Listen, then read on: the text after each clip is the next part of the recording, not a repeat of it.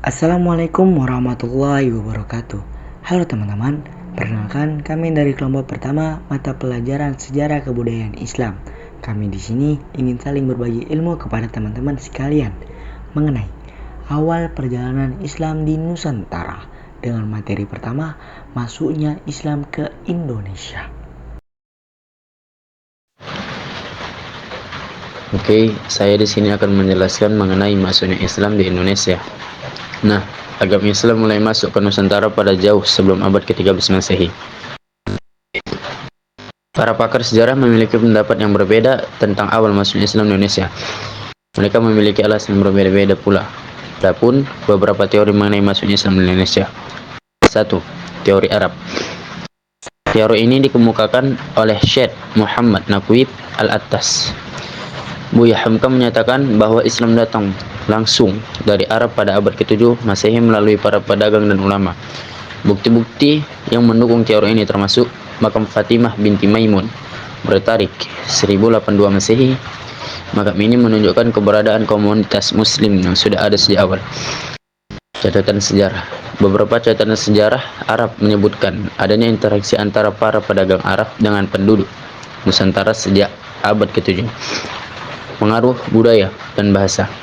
Pengaruh bahasa Arab dalam kosakata Melayu dan penggunaan huruf Arab Jawi dalam penulisan Melayu kuno menunjukkan adanya kontak langsung dengan Arab. 2. Teori Persia. Teori ini dikemukakan oleh Husin Dajaningrat, menyatakan bahwa Islam dibawa oleh para pedagang dan ulama dari Persia. Bukti-bukti pendukungnya antara lain budaya dan seni. Adanya pengaruh budaya Persia dalam seni dan arsitektur Islam di Indonesia, seperti penggunaan nama-nama Persia di kalangan raja-raja Aceh. Tradisi Sufi.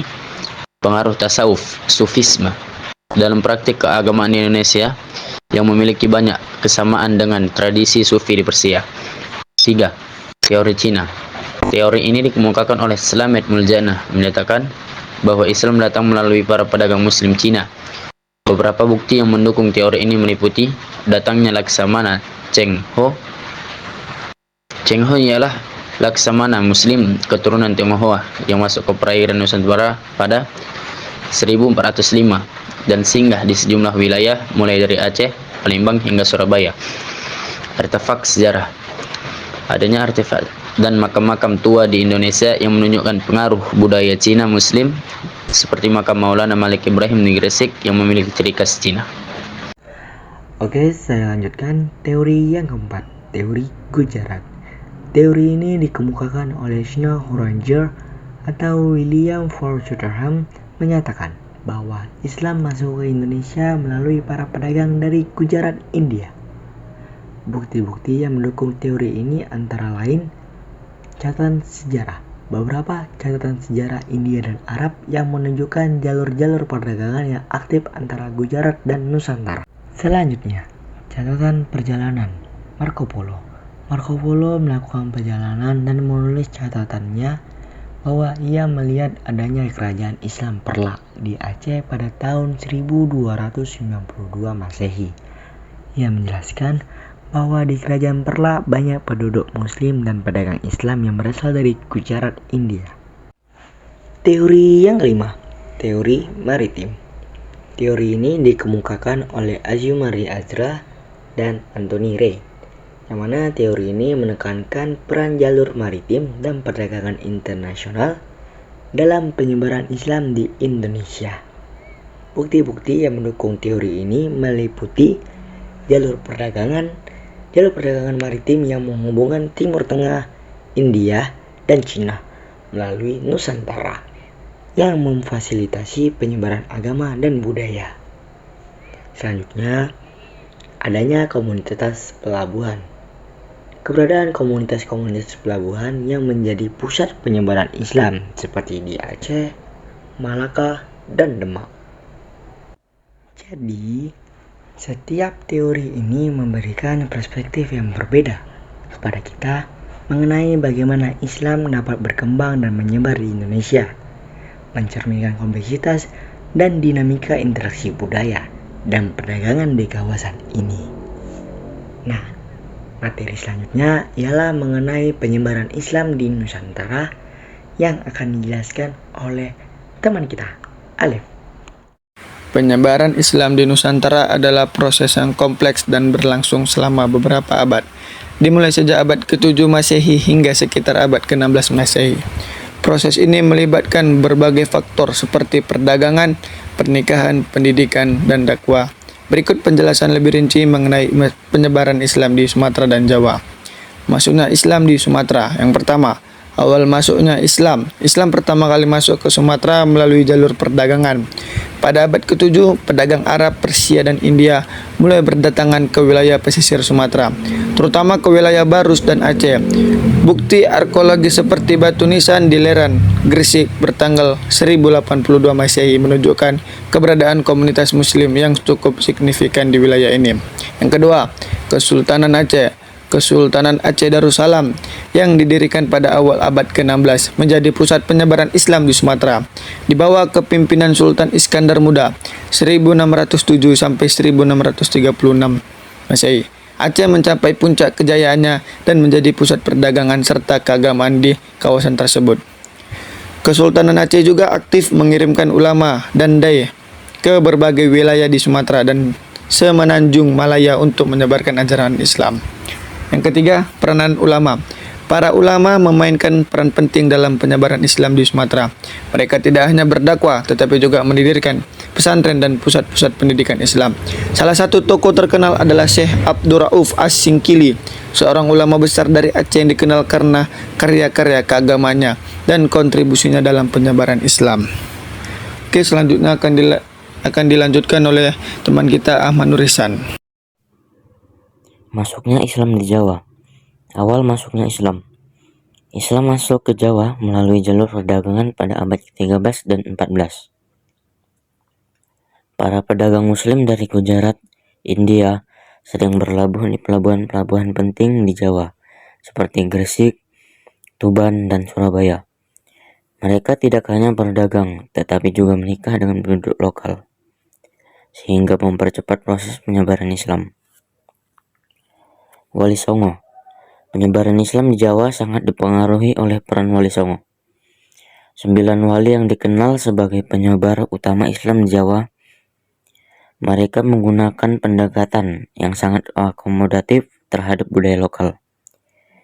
Misalnya, Sunan Kalijaga menggunakan media seni dan budaya seperti wayang kulit untuk menyampaikan ajaran Islam. Pendekatan ini membuat ajaran Islam lebih mudah diterima oleh masyarakat Jawa yang saat itu masih menganut kepercayaan Hindu, Buddha, dan animisme. Kesultanan Demak. Kesultanan Demak yang didirikan pada akhir abad ke-15 oleh Raden Patah adalah kerajaan Islam pertama di Jawa. Kesultanan ini memainkan peran penting dalam penyebaran Islam di Jawa Tengah dan Jawa Timur. Di bawah kepemimpinan Sultan Trenggana, Kesultanan Demak berhasil memperluas pengaruhnya hingga wilayah-wilayah lain di Jawa. Kesimpulan, proses penyebaran Islam di Sumatera dan Jawa berlangsung secara damai dan bertahap, dengan berpengaruh yang signifikan dari para pedagang, ulama, dan kerajaan-kerajaan Islam. Islamisasi di Nusantara adalah contoh keberhasilan dakwah yang dilakukan dengan pendekatan budaya yang akomodatif, sehingga dapat diterima oleh berbagai lapisan masyarakat. Nah, itu dia mengenai penyebaran Islam di Nusantara dengan contoh Sumatera dan Jawa. Seperti yang kita ketahui, Islam menyebar dengan beberapa strategi yang mana membuat tersebar di Nusantara. Oleh karena itu, materi selanjutnya mengenai strategi dakwah masuknya Islam di Indonesia yang akan dijelaskan oleh Aulia dan Zara. Oke teman-teman, pada saat berdakwah, para penyebar Islam memiliki strategi dengan memanfaatkan situasi dan kondisi masyarakat Nusantara. Jadi, apa yang masyarakat butuhkan dan lakukan menjadi sasaran untuk dijadikan metode. Metode dakwah dengan berbagai saluran yang hidup pada aktivitas sehari-hari rakyat yang menjadikan mereka terpengaruh dengan dikuasainya sektor-sektor tersebut. Sektor-sektor tersebut dikuasai melalui beberapa saluran, yaitu perdagangan, perkawinan, pendidikan, kesenian, dan tasawuf. Yang pertama, perdagangan. Para pedagang Muslim dari Arab, Persia, India, dan Tiongkok berlayar ke Nusantara untuk berdagang. Selama berinteraksi dengan penduduk lokal, mereka tidak hanya memperkenalkan barang dagangan, tetapi juga agama Islam. Beberapa pedagang menetap dan membentuk komunitas Muslim di pelabuhan-pelabuhan penting seperti Aceh, Malaka, dan Gresik. Selanjutnya, pernikahan. Pernikahan antara pedagang Muslim dan penduduk lokal memperkuat penyebaran Islam. Melalui pernikahan, Islam menyebar dalam keluarga-keluarga dan komunitas lokal, sehingga agama ini menjadi lebih diterima dan diadopsi oleh masyarakat setempat. Nah, melalui pendidikan, para ulama dan cendekiawan Muslim mendirikan pesantren dan madrasah untuk mengajarkan ajaran Islam. Pendidikan agama yang sistematis ini menghasilkan kader-kader dakwah yang melanjutkan penyebaran Islam ke daerah-daerah lain. Kitab-kitab agama yang dibawa dari Timur Tengah juga membantu dalam penyebaran ajaran Islam.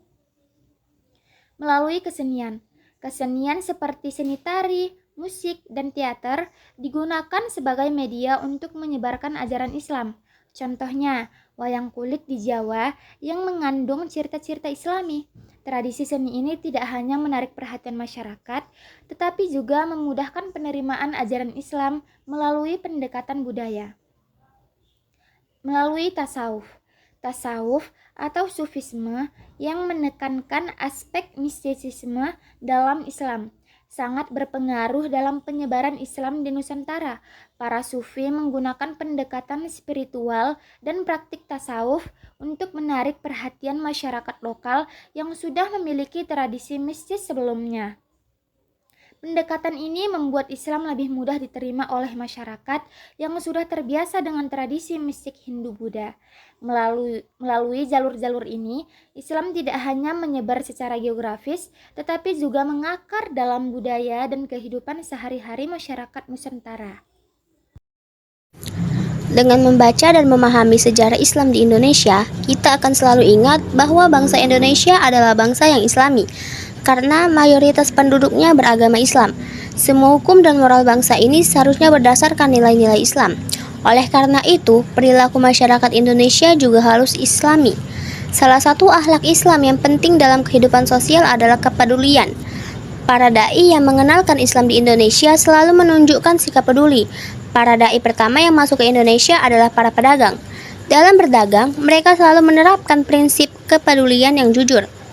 Kepedulian yang jujur dalam berdagang membuat orang merasa aman dan nyaman saat bertransaksi. Karena itu, pedagang yang tidak peduli atau tidak jujur ditinggalkan oleh pelanggan. Sebaliknya, konsumen menjadi pelanggan setia para dai Islam. Lama-kelamaan mereka tertarik dengan perilaku para pedagang Muslim. Mereka kemudian bertanya tentang perilaku peduli dan mulia lainnya kepada para pedagang, yang menjelaskan bahwa sikap peduli adalah prinsip dalam Islam. Akhirnya, orang-orang tertarik untuk masuk Islam. Dari hal ini, kita bisa belajar bahwa Islam masuk ke negeri ini bukan dengan kekerasan, tetapi dengan kedamaian, kepedulian, dan kejujuran. Kita harus meneladani para mubalik terdahulu dalam menyebarkan Islam dengan cara damai, sehingga Islam dikenal sebagai agama yang cinta damai dan orang yang bukan Islam bisa mencintai dan akhirnya masuk Islam.